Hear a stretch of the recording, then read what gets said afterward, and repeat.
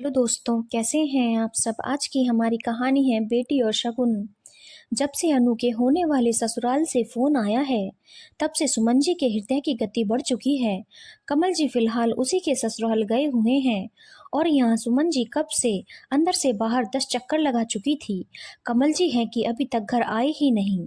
शादी को 15 दिन रह गए हैं और यूं अचानक फोन पर अनु के ससुराल वालों ने उसके पिता कमल जी को ससुराल बुलाया है। इसी चक्कर में आज मार्केट का कोई काम नहीं किया। जैसे ही कमल जी की गाड़ी आकर गेट पर रुकी, सुमन जी फटाफट दौड़ती हुई उनके पास गई। इतनी देर कैसे हो गई? क्यों बुलाया था उन लोगों ने? अरे घर में भी आने दोगी कि नहीं? 5 आदमियों के काम में वक्त तो लगता ही है। पहले कुछ चाय नाश्ता कराओ, उसके बाद बात करते हैं। सुमन जी कमल जी के साथ घर में आ गई। बहू कोमल ने आकर पानी पकड़ाया और रसोई में चली गई। क्या हुआ जी, अब तो बताओ, क्या कहा उन लोगों ने?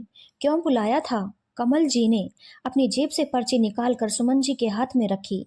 इतने लोगों के कपड़े लगेंगे, देख लो। इसके अलावा शगुन और गिफ्ट अलग है। पर्ची खोलकर देखने पर सुमन जी के चेहरे की हवाइयां उड़ गई। कुछ देर खामोश रहकर फिर बोली, अरे उन लोगों ने तो सिर्फ कन्या और कलश मांगा था ना। हाँ तो अभी वो लोग यही कह रहे थे कि उन्हें कन्या और कलश ही चाहिए, लेकिन ये तो रिवाज का है, देना ही पड़ेगा ना। आखिर वो भी तो दूसरों से लेकर बैठे हैं। अरे पर रिवाज के नाम पर तो बहुत कुछ मांग लिया उन लोगों ने। और जितने लोगों के उन्होंने कपड़े और गिफ्ट मांगे हैं, इतना बड़े परिवार तो हमें देखा भी नहीं उनका सगाई के समय। आपने कहा नहीं? कैसी बात कर रही हो तुम? वैसे भी कोई दहेज तो मांग नहीं रहे।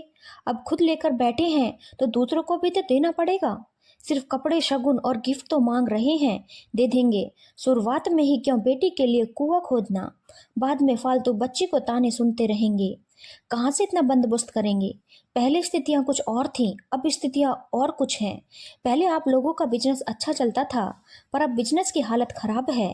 पहले की यह शादी हम लोग लोन लेकर कर रहे हैं। उन्होंने कहा था कि बारात का स्वागत अच्छे से होना चाहिए, इसीलिए हम अपनी खुशी से ही शादी भी होटल से कर रहे हैं। और अब ऊपर से उन लोगों ने एक्स्ट्रा खर्चा बता दिया। ये तो गलत है ना।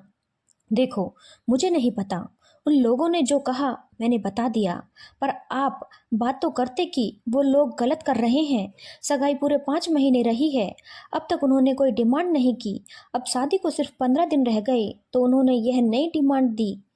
इसका क्या मतलब निकाला जाए? देखो, जो रीति रिवाज का है वह तो पूरा करना ही पड़ेगा ना। अरे हम कौन सा खाली हाथ भेज रहे थे? हम भी तो अपनी तरफ से उन लोगों को गिफ्ट दे ही रहे थे ना। हम लोग गिफ्ट दे रहे थे, पर शायद उन्हें अपने मन के मुताबिक गिफ्ट चाहिए। इसे डिमांड ही कहेंगे ना।